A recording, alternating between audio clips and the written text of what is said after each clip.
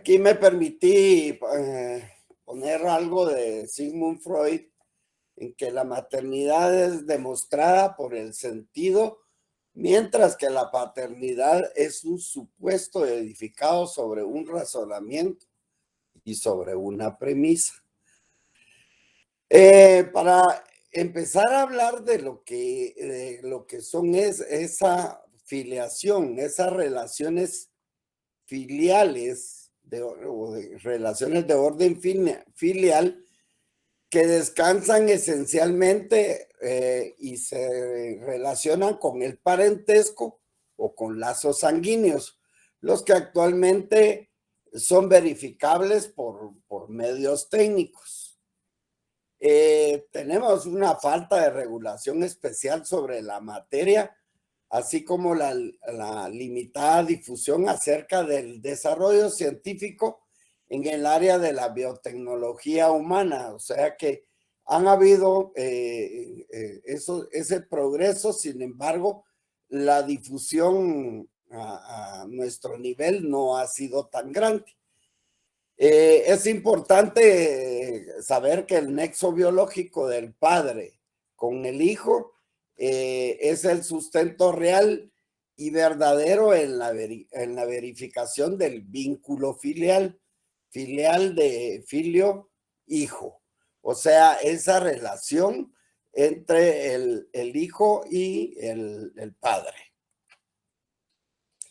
Por lo tanto, el parentesco es definido como un vínculo o una conexión familiar que va ya existente entre dos o más personas en virtud de la naturaleza, que era lo del parentesco, que es la consanguinidad de un acto jurídico, como lo es lo matrimonial, dando en esa relación del parentesco de afinidad o de la propia voluntad del hombre en el sentido de un reconocimiento de ese hijo, la adopción o esa posesión notoria de Estado, como se recuerdan ustedes que ya se vio anteriormente cuando vimos el artículo 223.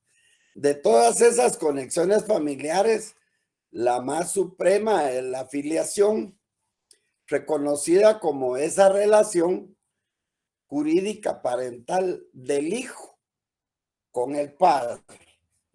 Esa relación del hijo con el padre. Sin embargo, pues en sentido genérico, filiación va a ser aquella que une a una persona con todos sus ascendientes y descendientes. Es esa persona, sociedad y familia. Sin embargo, en un sentido estricto, la filiación va a ser la que va a vincular a los hijos con sus padres y establece una relación de sangre y de derecho entre ellos. O sea, esa relación del hijo para con el padre. La filiación, pues, la han definido múltiples juristas, sin embargo, la definición de Planiel y Ripert nos parece en el curso muy adecuada en el hecho que establece que es la relación que existe entre dos personas, de las cuales una es el padre o la madre de la otra. O sea que dos personas, una es el padre y la madre o madre de la otra persona. También Zanoni estableció y definió que es el conjunto de relaciones jurídicas que determinadas por la paternidad y maternidad vinculan a los padres con los hijos dentro de la familia. Sin embargo, él establece más de padres para con los hijos. Spíncanoas nos establece que es aquella relación existente entre una persona de una parte y otras dos, de las cuales una es el padre y otra la madre de la primera. ¿Qué consideraciones podemos tener de todas ese grupo de definiciones? Y nos queda pues de que lo importante es establecer que todo ser humano cuenta con una filiación por el solo y único hecho de haber sido engendrado. Esta es la denominada filiación biológica, ya que se establece a través de un hecho físico o natural que surge del acto propio de la concepción con relación a los progenitores, o sea, esa filiación biológica, esa relación establecida por el simple hecho de haber sido procreado y por lo tanto del acto de la concepción con relación a estos progenitores.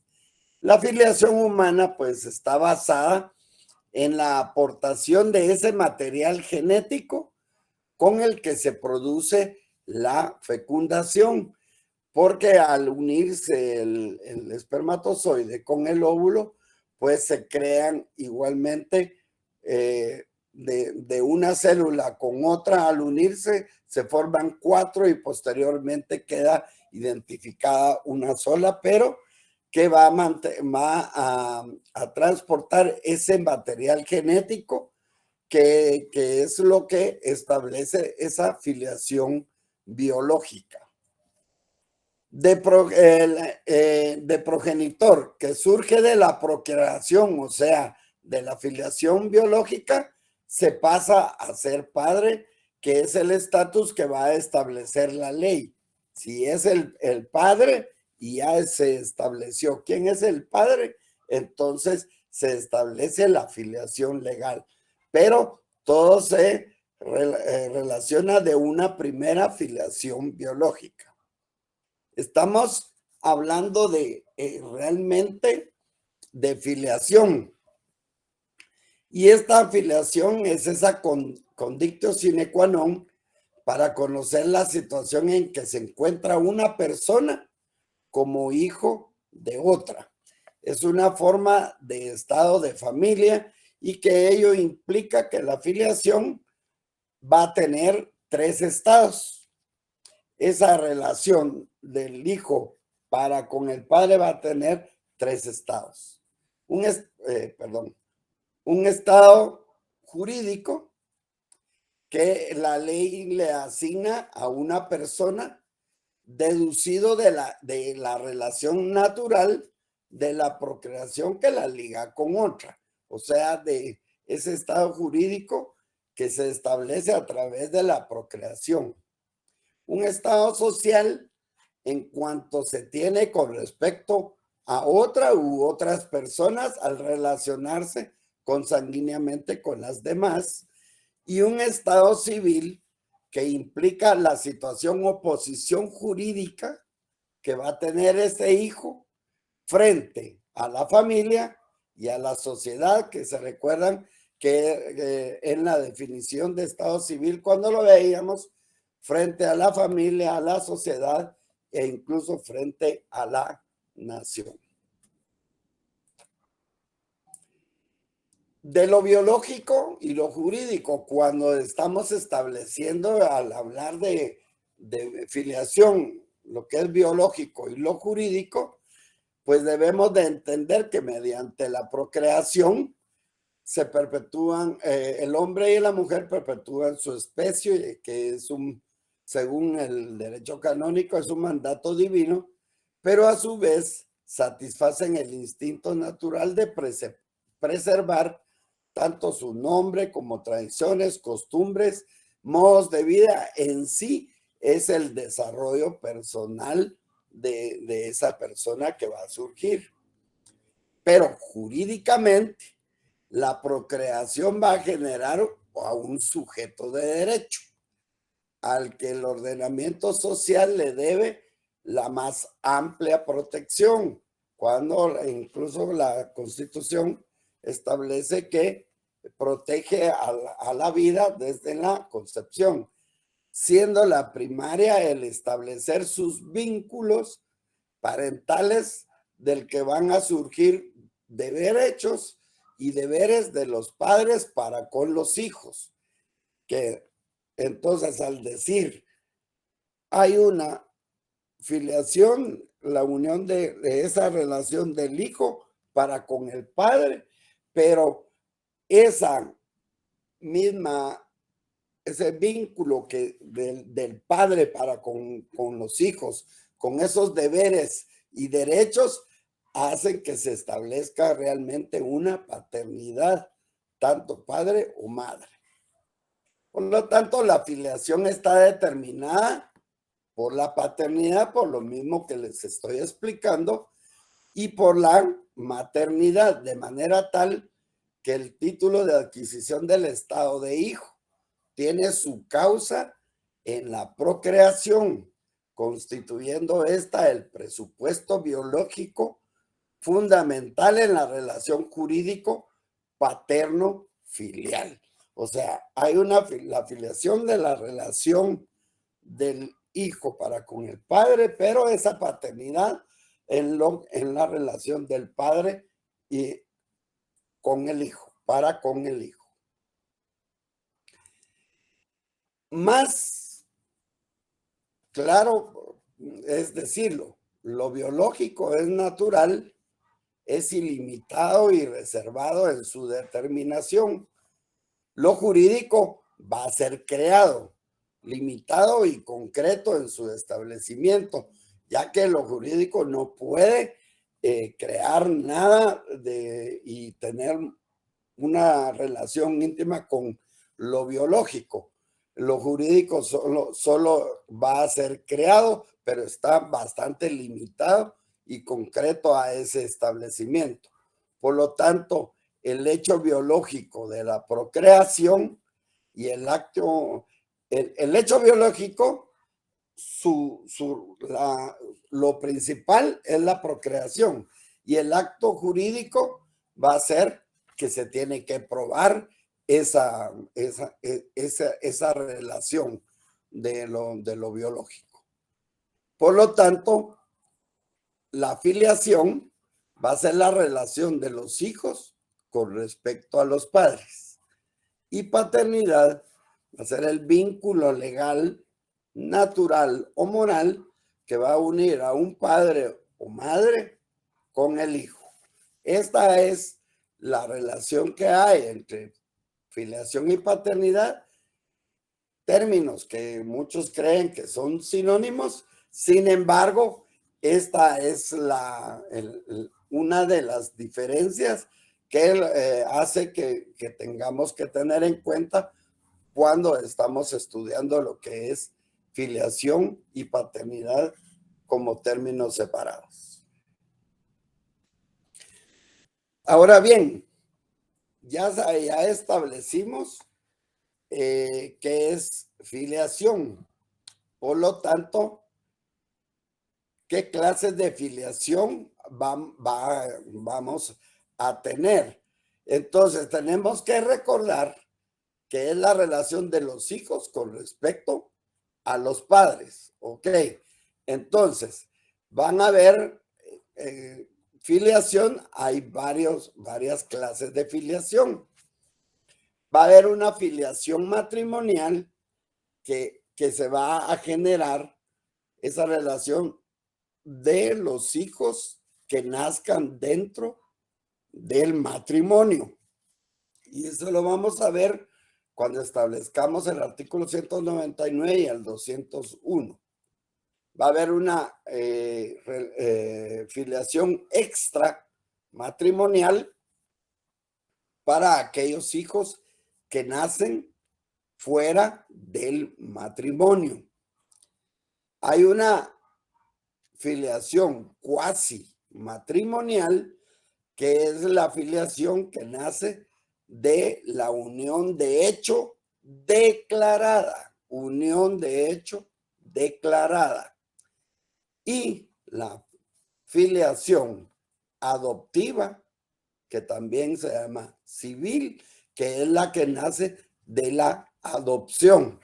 según y esto lo vamos a estudiar específicamente cuando veamos el decreto 77 de 2007 de la ley de adopciones. Ahora bien, ¿qué es la filiación matrimonial? Pues como dije anteriormente y establecida en el derecho histórico, en Roma fue denominada una filiación legítima, que era la derivada por efectos del matrimonio, otorgando a los hijos de un justo matrimonio la condición de libres con todos sus derechos civiles y políticos. O sea que solo podían ser los ciudadanos romanos y que tuvieran todos sus derechos civiles y políticos libres. Hay una existencia del vínculo matrimonial, o sea, que son los hijos que van a relacionarse con del matrimonio, por lo tanto, estos van a generar cierto tipo de presunciones. Hay presunciones que, por ejemplo, que están establecidas en la ley y presunciones que necesitan ser probadas. Entonces, dentro de la ley se van a generar cierto tipo de presunciones y una de ellas, presunciones que son establecidas juris tantum, o sea, que están en la ley, pero que se deben probar. Algunas solo están establecidas en la ley y que no es necesario probarlas. Sin embargo, las presunciones juris tantum deben de ser probadas.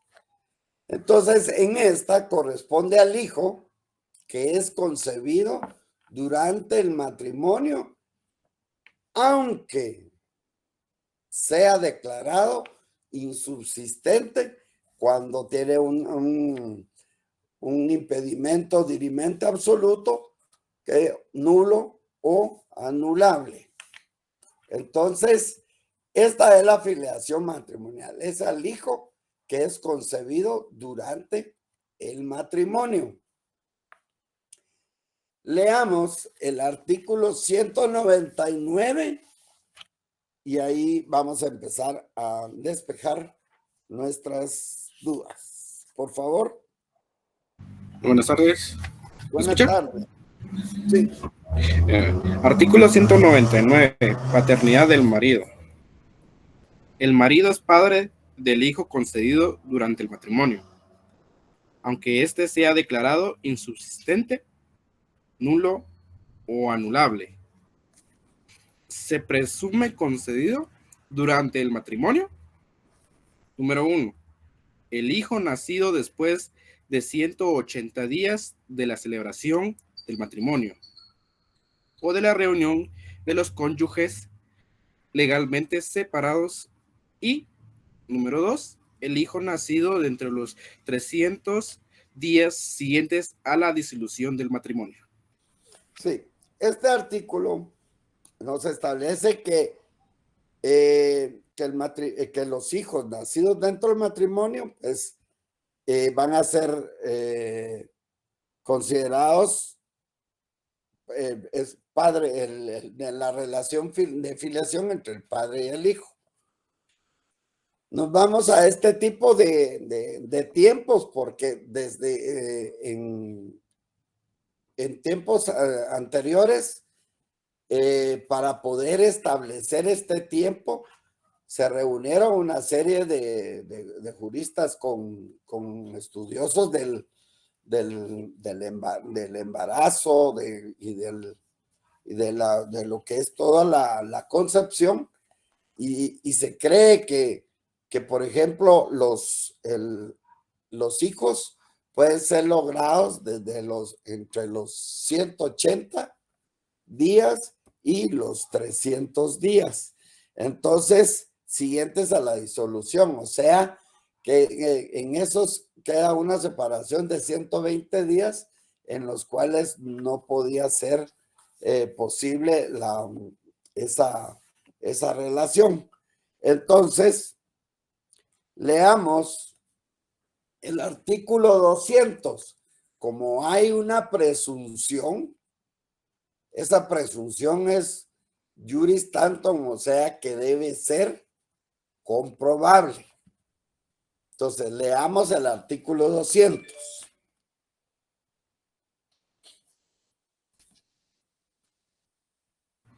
Artículo 200. Prueba en contrario.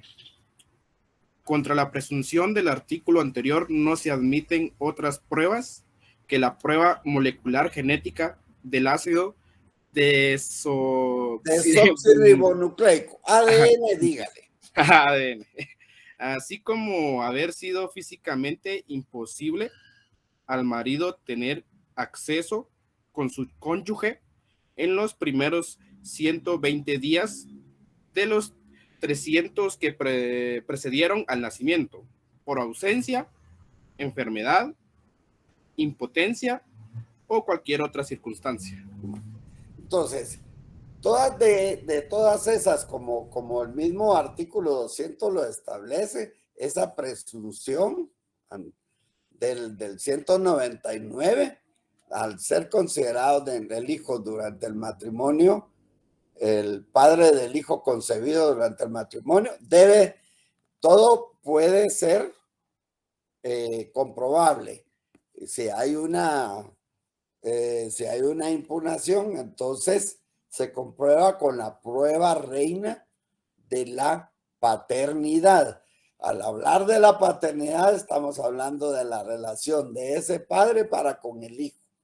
Y entonces, la prueba reina de la paternidad, pues es el ADN, o sea, la prueba molecular genética del ácido desoxirribonucleico, pero al ser un poquito difícil de pronunciar, pues la podemos establecer como ADN. ¿Qué es lo que puede pasar? Como también se puede comprobar, puede haber una impugnación por parte del marido. Leamos el artículo 201. Artículo 201. Impugnación por el marido. El nacido dentro de los 180 días siguientes a la celebración del matrimonio se presume hijo del marido, si éste no impugna su paternidad.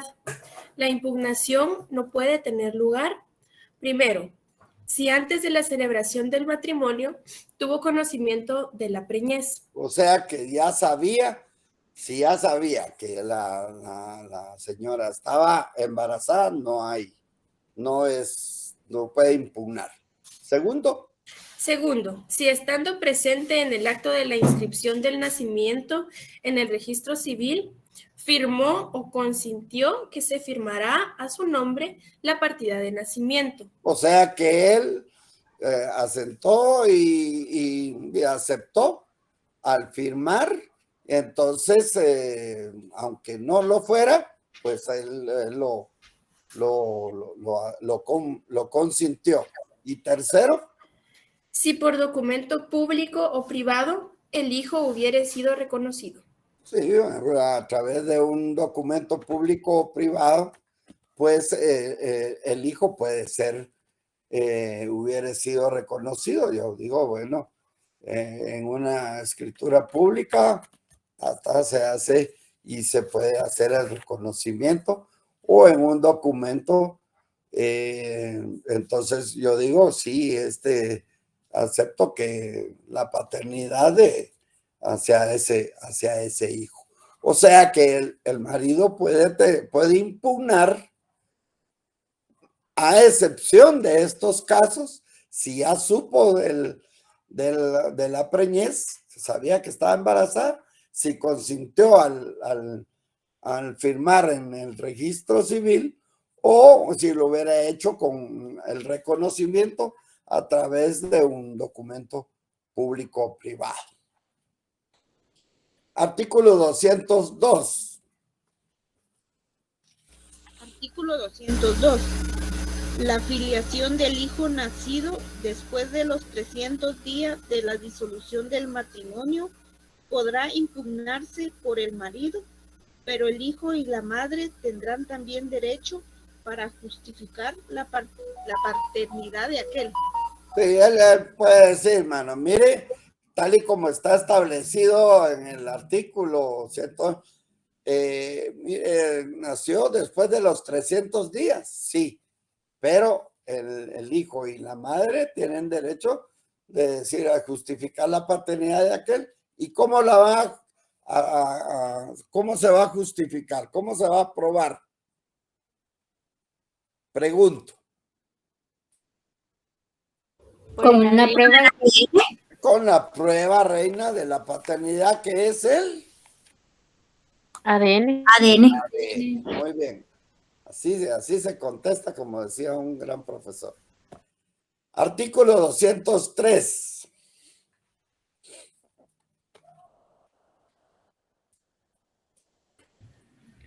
Artículo 203. Adulterio de la madre. El marido no puede impugnar la paternidad del hijo concebido o nacido durante el matrimonio, alegando el adulterio de la madre, Que ya no existe. aún cuando ésta declare en contra de la paternidad del marido, salvo que se le hubiere ocultado el embarazo y el nacimiento del hijo, en cuyo caso sí podrá negar la paternidad probando todos los hechos que justifiquen la impugnación. Si al marido se le hubiere declarado en estado de interdicción, podrá ejercitar ese derecho su representante legal. Muy bien. Bueno, ahí está, ¿verdad? No puede impugnar la paternidad si alegar adulterio ya no existe, es muy peyorativo. Aunque ésta declare en contra de la paternidad del marido, o sea que eso no se puede impugnar. Artículo 204.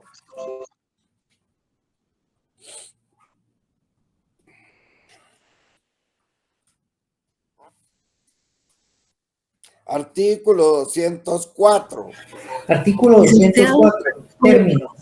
La acción del marido negando la paternidad del hijo nacido de su cónyuge deberá intentarse judicialmente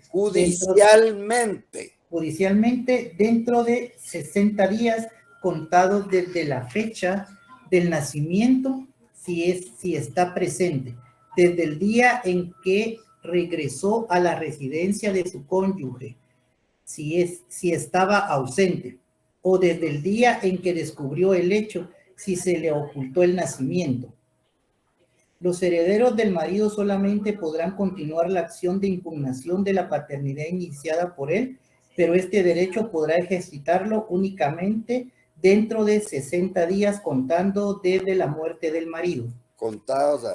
Bueno, miren, pues tienen que tratar de ir haciendo las pausas, porque la acción del marido negando la paternidad del hijo nacido de su cónyuge deberá intentarse judicialmente dentro de 60 días, contados desde la fecha del nacimiento, si está presente, desde el día en que regresó a la residencia de su cónyuge, si estaba ausente, o desde el día en que descubrió el hecho, si se le ocultó el nacimiento.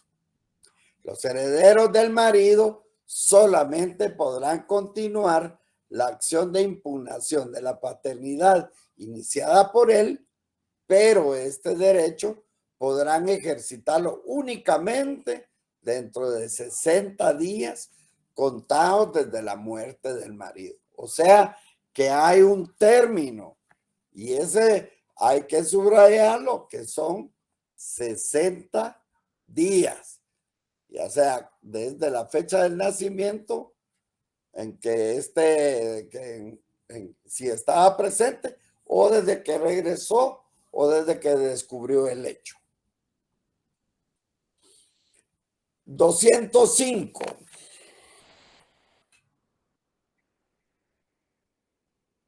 Artículo 205. Acción de los herederos.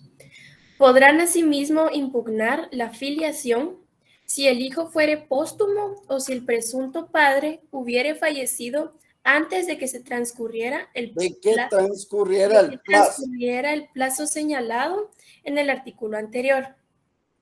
Los herederos deberán iniciar la acción dentro de 60 días, contados desde que el hijo haya sido puesto en posesión de los bienes del padre, o desde que los herederos se vean turbados por el hijo en la posesión de la herencia. Ok, esa es la acción que pueden tener los herederos. 206, que es el derecho que tiene la mujer que está embarazada. Artículo 206.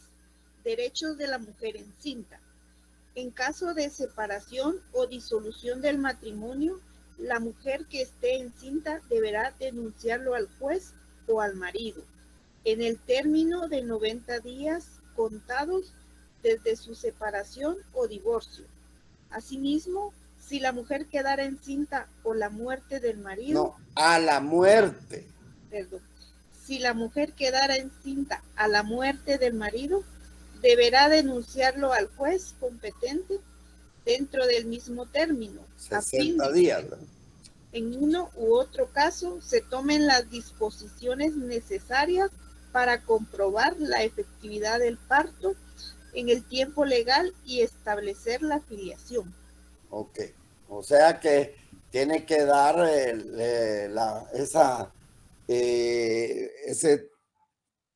derecho que tiene la mujer pero lo debe denunciar al juez en el término de 90 días contados desde su separación o divorcio. ¿Qué pasa con la separación en el matrimonio? ¿Y qué pasa en el divorcio? En la separación, ¿qué pasa? ¿Se modifica o se disuelve? Se modifica. Se modifica. ¿Y en el divorcio? Ahí sí se disuelve. Bueno, pues. Y eso lo acaban de ver. Bueno, pues. 207. Artículo 207. Nuevas nupcias de la madre. Si disuelto un matrimonio, la madre contrajere nuevas nupcias dentro de los 300 días siguientes a la fecha de la disolución, el hijo que naciere dentro de los 180 días de celebrado el segundo matrimonio, se presume concebido en el primero. Se presume concebido en el segundo matrimonio el hijo que naciere después de los 180 días de su celebración, aunque esté dentro de los 300 días posteriores a la disolución del primer matrimonio. O sea, contra eso, de esa presunción, todo se prueba. ¿Y cómo se prueba? La prueba contra estas presunciones es admisible, la prueba que se refiere al artículo 200. ¿Y cuál es esa prueba? La ADN. Muy bien. Y en el artículo 208 dice que en todo juicio de filiación será parte la madre si viviere, obviamente. Tiene que ser parte la... Bueno, eso era lo que concernía a todo lo que es la filiación matrimonial y sus presunciones. O sea, que estábamos refiriéndonos al hijo concebido dentro del vínculo del matrimonio. También se da la filiación extramatrimonial. Pues en ella los progenitores pues no tienen un estado legal vinculante con respecto a su descendencia. De ahí que la voluntad, o sea, el reconocimiento o la imposición legal que les tenga que hacer a través de una declaración judicial van a ser los medios de establecer esa filiación. O sea, porque no carecen de un estado legal vinculante. El hijo extramatrimonial goza de hecho de status fili, pero no del status familiar. Es decir, que él tiene derecho a un nombre, pero no a las relaciones familiares completas. No estoy hablando de los derechos, porque en derechos todos los hijos van a ser iguales. Y en el artículo 210, leámoslo. Reconocimiento del padre. Cuando la filiación no resulte del matrimonio ni de la unión de hecho registrada de los padres, se establece y se prueba con relación a la madre del solo hecho del nacimiento y con respecto del padre por el reconocimiento voluntario o por sentencia judicial que declare la paternidad. O sea, que se establece la filiación con respecto a la madre por el simple hecho del nacimiento. No hay ningún. Pero con respecto al padre, se puede hacer por dos vías. Porque el padre lo haga en un reconocimiento voluntario, que vamos a ver cómo se hace ese reconocimiento voluntario, o por sentencia judicial que declare la paternidad si él no quiere o no asiste o no quiere o se niega a esa paternidad y se niega a hacer las respectivas pruebas. Entonces, en la filiación extra matrimonial, pues hay un aspecto constitucional y el artículo 50 de la Constitución, pues nos establece la igualdad de los hijos. Todos los hijos son iguales ante la ley y tienen los mismos derechos. Toda discriminación es punible. Y con ello, el artículo 209 del Código Civil nos preceptúa: los hijos procreados fuera de matrimonio gozan de iguales derechos que los hijos nacidos de matrimonio. Sin embargo, para que vivan en el hogar conyugal, se necesita el consentimiento expreso del otro cónyuge. Si el otro cónyuge no está de acuerdo, ahí es donde empiezan los problemas. Ok. Entonces, una filiación matrimonial dentro del matrimonio y una filiación extramatrimonial de los hijos fuera de matrimonio, pero que todos siempre gozan de los mismos derechos y por eso su protección constitucional. Ahora bien, hay una filiación cuasi matrimonial. Leamos el artículo 184, porque la filiación cuasi matrimonial es la filiación que nace de la unión de hecho declarada. Leamos el 184. Buenas tardes, Lic. Artículo 184. El varón y la mujer cuya unión de hecho conste en la forma legal se heredan recíprocamente ab intestato en los mismos casos que para los cónyuges determina este código. Las disposiciones de este código relativas a los deberes y derechos que nacen del matrimonio y al régimen económico de este tiene validez para las uniones de hecho en lo que fueren aplicables, ¿verdad? Entonces ahí están los derechos y esa es la filiación cuasi matrimonial, que es la que nace de la unión de hecho declarada, no de la convivencia, porque si fuera una convivencia simple, ¿qué tipo de filiación tendríamos? Pregunto.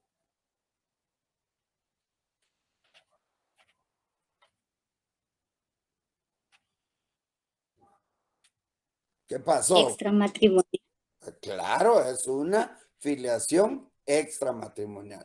Y cuando establecemos cuasi matrimonial, es de la unión de hecho matrimonial.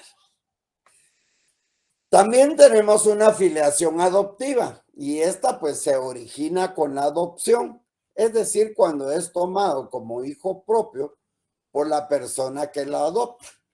Esto pues va a estar regulado en la ley de adopciones, que también es llamada la filiación civil. Filiación adoptiva o civil, que es la que nace de la adopción. Y esa va a ser, vamos a establecerla cuando veamos la ley de adopciones en sí. Ahora bien, como vieron en las presunciones, pues el padre tiene que, puede hacer el reconocimiento de este hijo, el reconocimiento de esa paternidad. Entonces hay una voluntaria o espontánea. Y eso pues está en el artículo 211 que vamos a leer ahorita, por favor.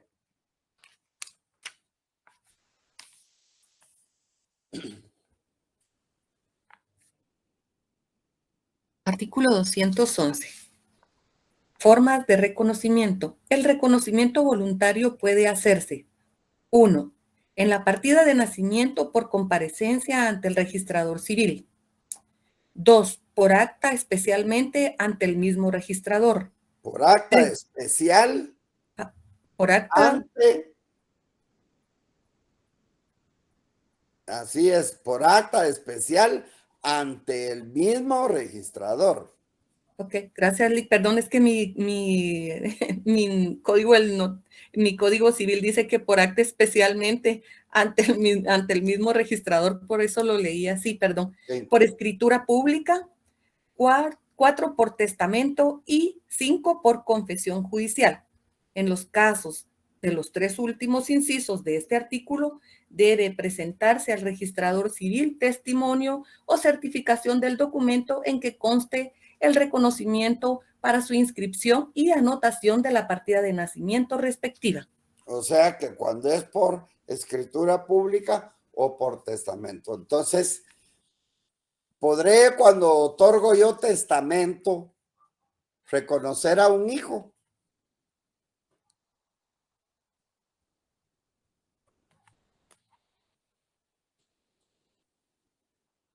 Sí, sí, sí, se puede. Ahí está. Ahí está. Es muy claro en el número 4, el reconocimiento voluntario por testamento, ¿verdad? Entonces, aquí pues, perdón, es especial el reconocimiento voluntario. Ahora, es importante saber que este reconocimiento no es revocable, o sea, yo reconozco y digo, ay, ya no, lo voy a revocar, ¿verdad? Entonces, no es revocable. Leamos el artículo 212.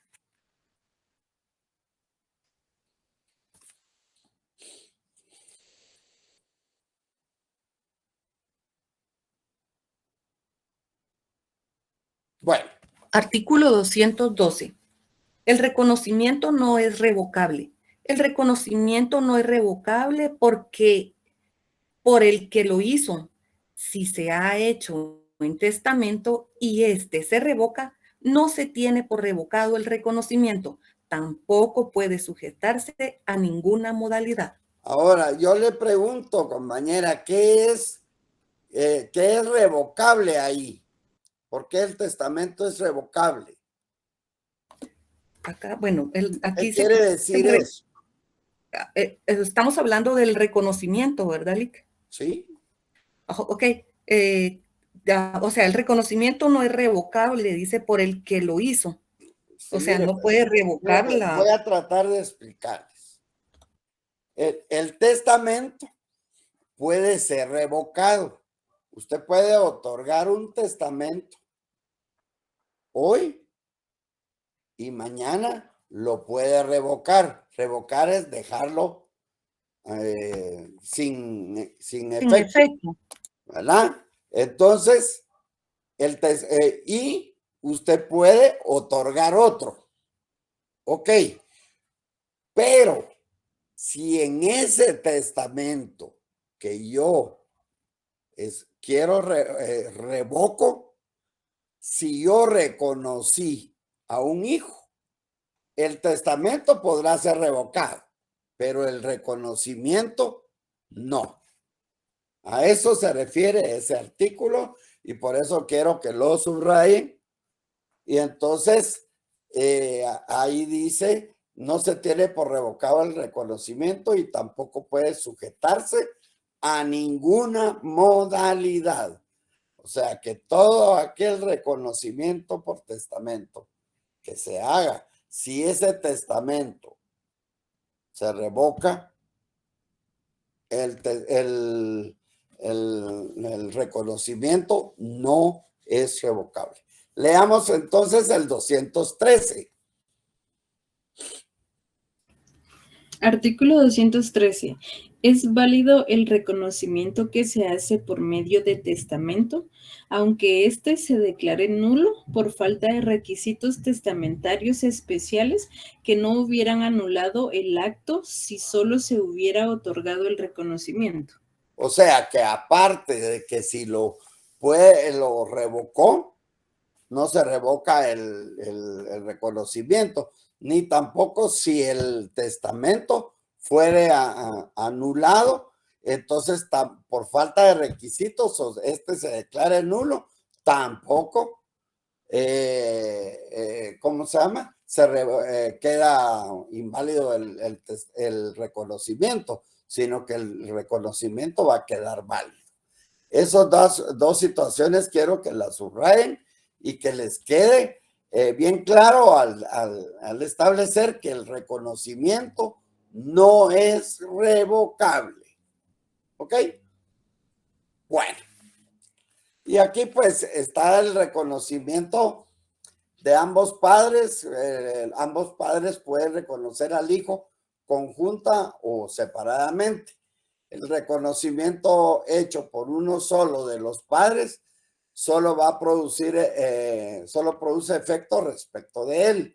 El padre o la madre que no intervino en el acto, así como el propio hijo o un tercero interesado legítimamente, puede impugnar el reconocimiento dentro de 6 meses a contar del día en que tal hecho fuere conocido por ellos.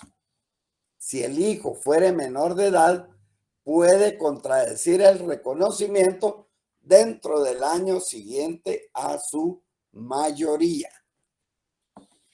Reconocimiento por separado. Y esto es muy importante. En el 215 establecen que cuando el padre o la madre hicieren el reconocimiento separadamente, no estarán obligados a revelar el nombre de la persona con quien hubieran tenido el hijo, porque acudieron separadamente.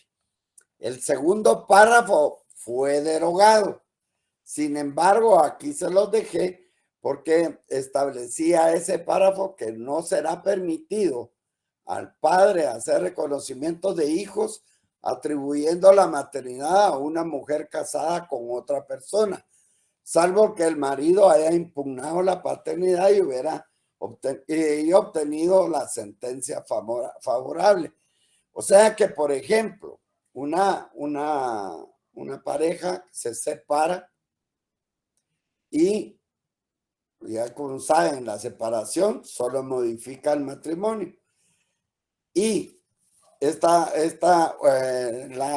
señora tiene un embarazo y tiene un hijo de otra persona. Entonces, antes no era permitido el hacer el reconocimiento de esos hijos y ahora eso está derogado y sí se permite que pueda ser reconocido como tal.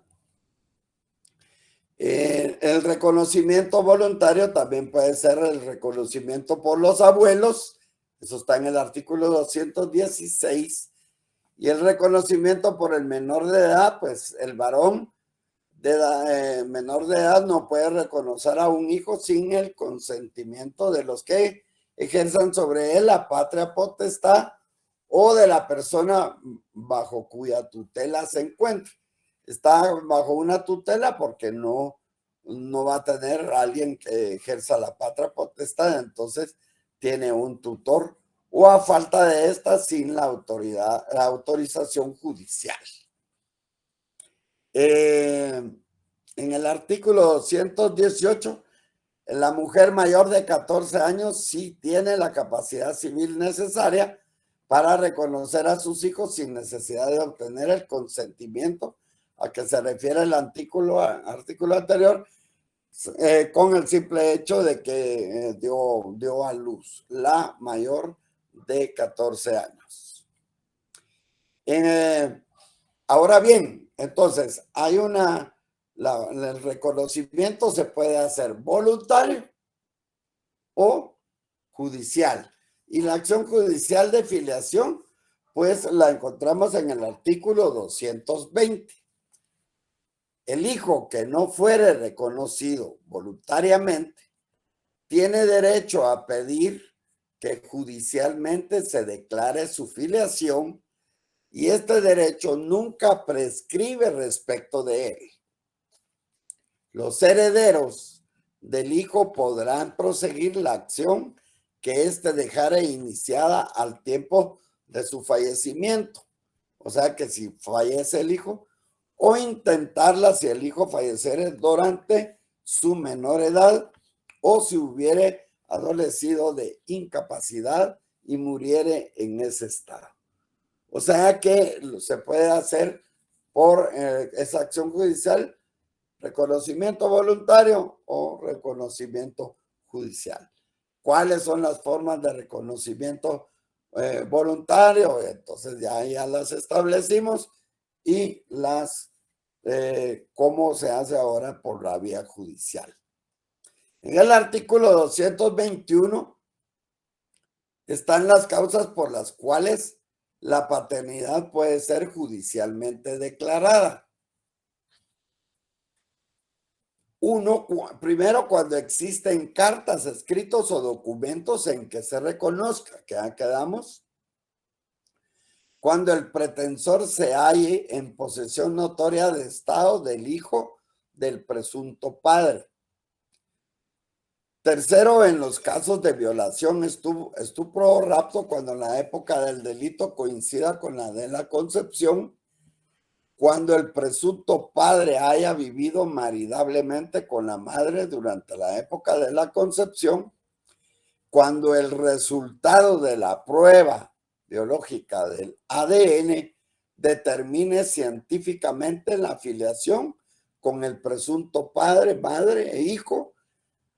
Si el presunto padre se negare a someterse a la práctica de dicha prueba ordenada por juez competente, su negativa se tendrá como prueba de la paternidad, salvo prueba en contrario.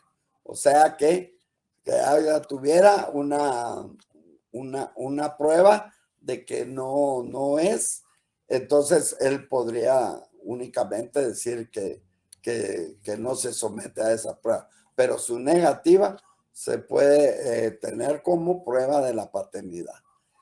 En lo siguiente está la prueba del ADN, que debe ser ordenada por juez competente, pudiéndose realizar en cualquier institución de carácter pública o privada, nacional o extranjera especializadas en dicha materia. Este medio de prueba deberá cumplir con los requisitos establecidos en la ley para su admisibilidad. En juicios de impugnación de paternidad o maternidad, será admisible en iguales condiciones y circunstancias la prueba molecular genética del ADN. Aquí hay una reforma en el decreto 47/2022, en el cual pues se agrega un último párrafo y ese artículo, el último párrafo queda que en los procesos de paternidad y filiación, el juez competente puede ordenar al INASIF que realice la prueba del ADN aplicando la exoneración total de la tarifa establecida en el arancel respectivo y en el tiempo que se le fije para el efecto. ¿Cuáles van a ser los efectos del reconocimiento? Pues que, como estaba igual en el artículo 184, derecho a la sucesión intestada, va a tener derecho a alimentos y derecho a usar el apellido del padre que lo reconozca. Ahora bien, como ya vimos que hay una filiación matrimonial, una filiación extramatrimonial, fuera del matrimonio, la cuasi matrimonial que se deriva de la unión de hecho declarada, la filiación adoptiva o civil se deriva de la adopción. Hay técnicas que están establecidas de procreación humana y que han sido asistidas y que representan una serie de complicaciones jurídicas para establecer la real filiación de ese hijo, de ese producto que nace. Esas técnicas modernas de procreación humana asistida pues representan una ventaja para aquellas parejas que adolecen de infertilidad, tal y como se inició desde 1978, cuando hicieron la primera, nació alguien ya por una técnica de inseminación artificial. Aquí les pongo las TPA para reducir el término. Las técnicas de procreación pueden ser dentro o fuera del útero. De ahí que se hable ya sea de inseminación y fecundación. Al hacerlo fuera del útero, pues se está obviando la relación, el coito entre esas dos personas. Si se realizan con el material genético de los cónyuges o convivientes, se va a denominar homóloga, o sea, es homóloga si son con el material de los convivientes que quieren tener ese hijo. Pero si es con material de terceros, o sea, cedentes, o sea, por una maternidad subrogada, que vamos a ver de qué se trata, o sea, el contrato de vientre, se va a denominar heteróloga. Los problemas que presentan las técnicas de reproducción están en dos órdenes. En lo relativo a la licitud de la práctica de la procreación asistida, que en muchos países no lo consideran, están prohibidas, y en otras pues ha evolucionado. La modalidad también de la atribución del estatus del nacido a través de ella, que no se sabe esa verdadera afiliación. No hay problema cuando se hace con material homólogo, o sea, de los convivientes, pero el problema es cuando se hace con material de los sedentes. Por ello, en las formas de filiación por naturaleza se derivan de la procreación, y por adopción, donde el vínculo nace sin depender de ningún hecho biológico. Aquí se debe agregar la filiación, producto de las técnicas de procreación asistida, en cuyo establecimiento debe de primar la voluntad, ya que no manda lo genético, sino manda lo deseado. Entonces, ahí ese es el problema que vamos a encontrar con la filiación. La filiación va a ser el deseo y la intención de los partícipes que anhelaron ser padres unos y colaboradores otros, lo cual debe primar y respetarse. Este debe asemejarse al sistema de la adopción, cuya esencia radica no en la génesis del ADN, sino en la voluntad de querer adoptar a un hijo de otra persona.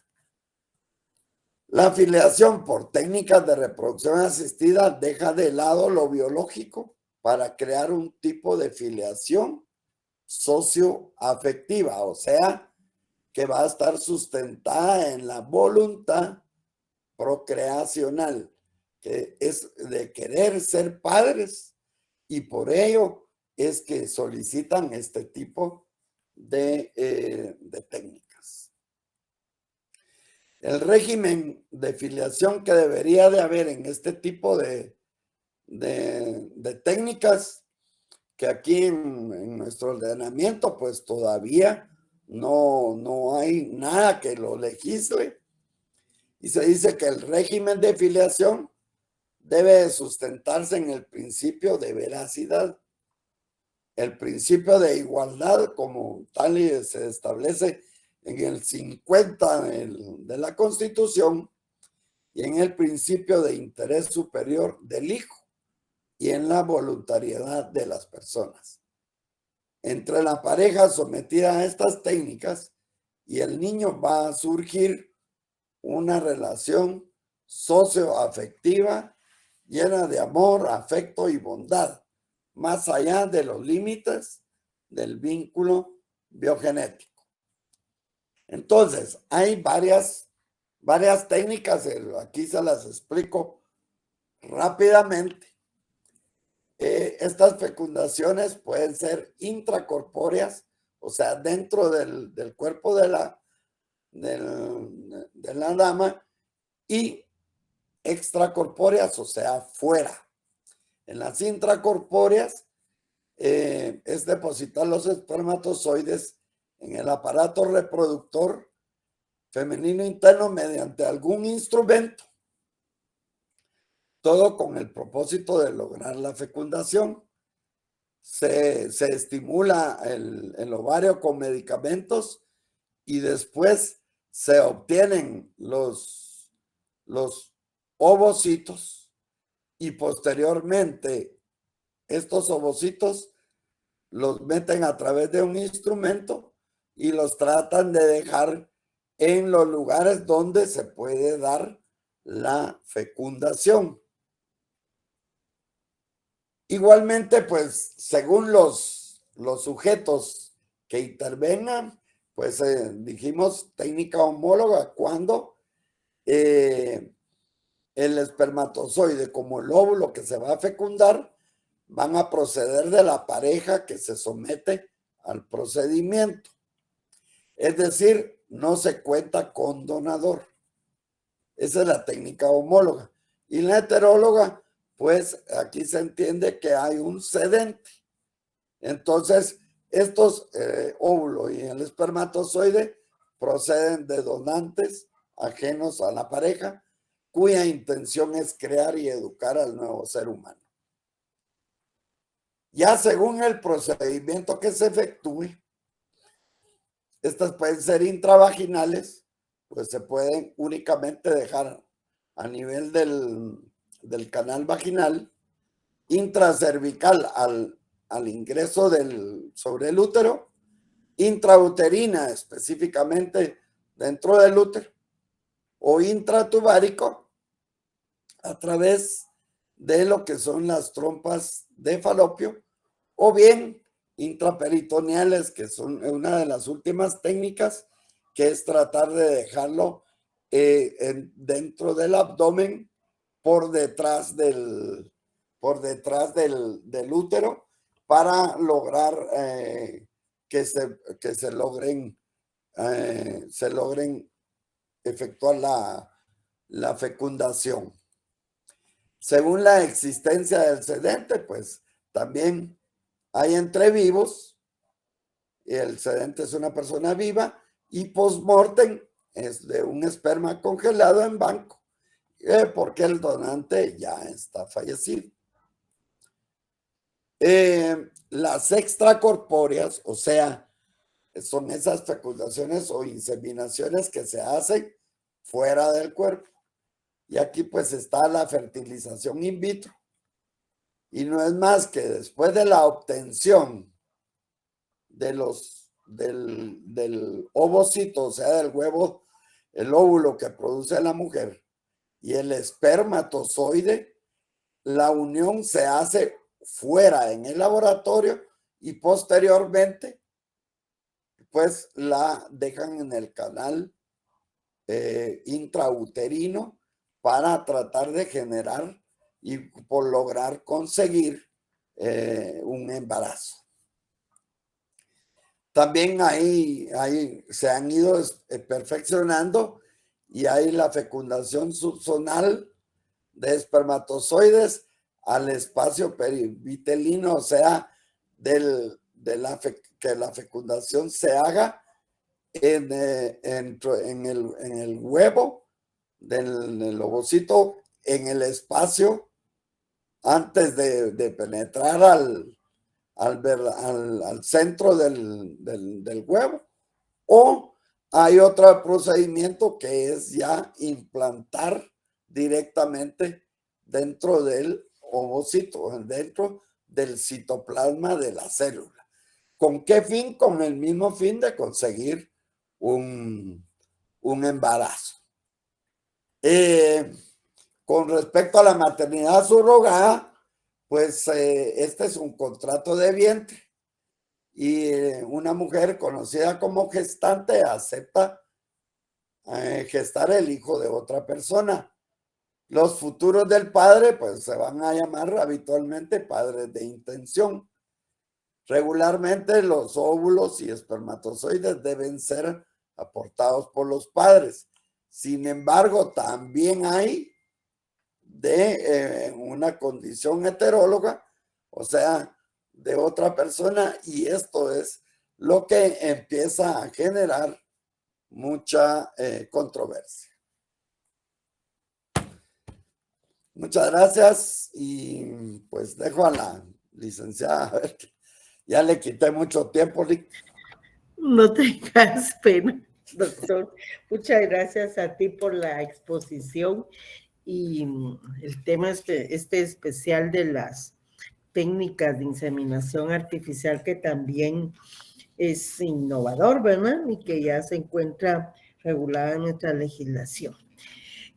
Compañeros, buenas noches. Pues quería comentarles que hoy es la última clase, y que entonces entramos a nuestro periodo de vacaciones y nos vemos después de Semana Santa. Vamos a ver aquí. Lo que les quiero recomendar, por favor, permítanme, vamos a ver aquí la fecha.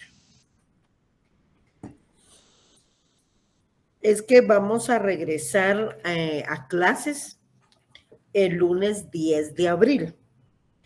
Entonces, les quiero recomendar varias cosas.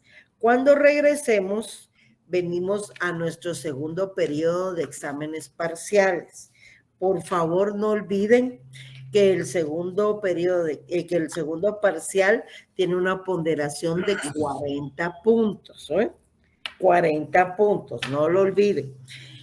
¿Qué vamos a evaluar en el segundo examen parcial? Vamos a evaluar desde el tema del parentesco hasta el tema que se vio hoy, que es el de filiación, y eso incluye que vamos a ver parentesco, familia, matrimonio, impedimentos para contraer matrimonio, el régimen económico, la modificación y disolución del matrimonio, filiación, unión de hecho, ¿verdad? Entonces, por favor, insisto, lean su código civil, tienen suficiente material, tienen las diapositivas que el doctor nos proporciona cada día de clases con su respectivo tema, están las guías de estudio, están las leyes y además del Código Civil, por favor, van a leer la Ley de Tribunales de Familia. Entonces, Código Civil, Ley de Tribunales de Familia, no, siempre con cuidado porque la Ley de Tribunales de Familia sufrió muchas reformas y que entraron en vigencia el 3 de enero de este año.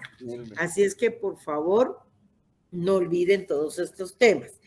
En cuanto a la afiliación, pues también sufrió una reforma, precisamente el artículo 221 del Código Civil, el doctor se los expuso, y consiste precisamente en que el juez puede fijar al INASIF un tiempo para que se practique la prueba y que se exonere del pago de la misma. Esa es la modificación que hay en cuanto a este tema. Y luego pues ya hay otra modificación, pero lo vamos a ver cuando estudiemos la tutela, nada más. Pero lo que alimentos. No, la otra modificación de la Ley de Tribunales de Familia. Esa es la tutela. Sí. Y entonces, siempre bien cuidadosos con las reformas. Otra cuestión es que vi que en la exposición que algunas personas siempre leen el Código Civil, pero lleven el control porque ya ven que hay algunas expresiones mal citadas, como le pasó a la señorita Conde, que su código dice una cosa y no es esa expresión la adecuada, ¿verdad? Entonces, todo eso hay que irlo corrigiendo precisamente si están en clase.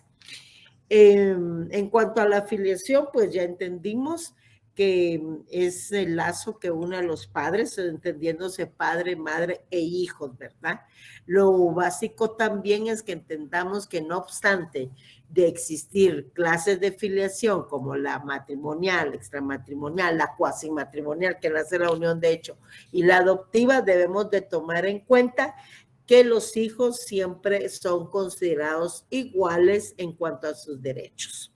Está regulada tanto en nuestra Constitución Política de la República de Guatemala como en la Convención de los Derechos del Niño.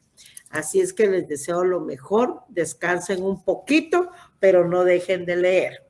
¿Tienen alguna duda? Ahí creo que está levantando Hamilton. Así, yo no miro aquí, ¿por qué será? Hamilton, ¿usted va a hablar? Buenas noches, licenciada. Disculpen, se me activó sin querer la manita. Buenas noches. Vaya, no tenga pena.